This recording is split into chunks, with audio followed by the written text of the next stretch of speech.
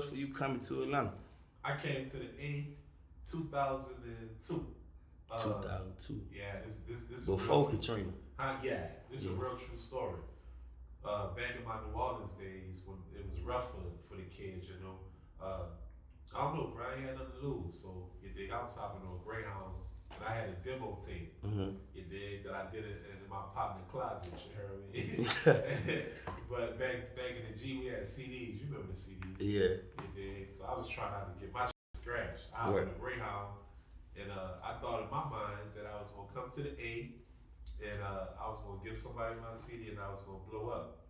You dig? And that's what I did. I hopped on the Greyhound.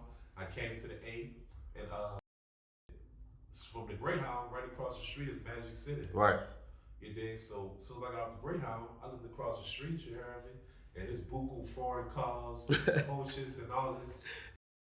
Big Meech then was here by then. Yeah, they returned. I'm about to tell you how it went. Yeah.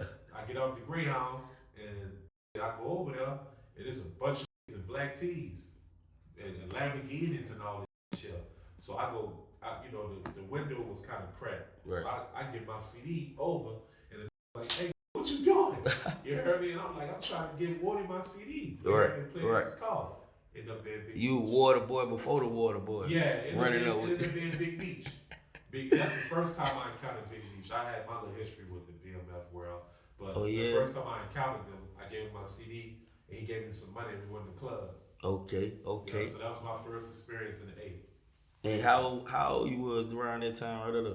I just turned 15. You had just turned 15. Yeah. And you came to Atlanta by yourself? Yeah. 2002. That's crazy. Yeah. That's crazy. 14, 15, yeah.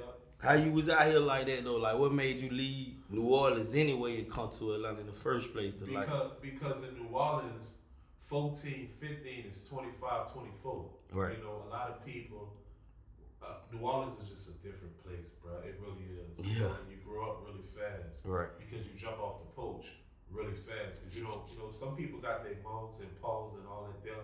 I didn't have none of that.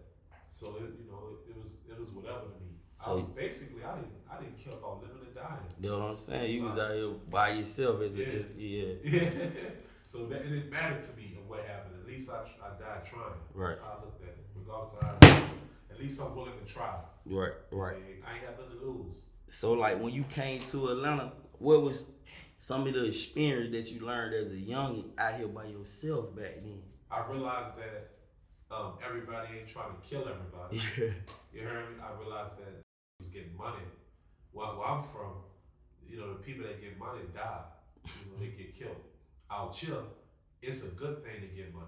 And me up. I didn't understand I didn't understand the magnitude of getting money. Yeah. So when you was back in New Orleans, you weren't hustling, like you weren't in. What you was on? I hustled. We was robbing people. Yeah. Cause you was a big young, by the way. Yeah. That's how we got it. How we live. We go rob the white people. Alright. Or St. Charles, and you know what I'm saying. Yeah. But to us, it was fun.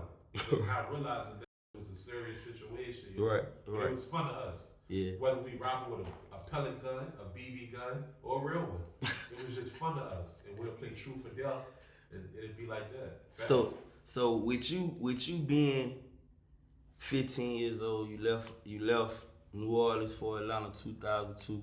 Yeah. Pre Hurricane Katrina. So when Hurricane Katrina finally did hit,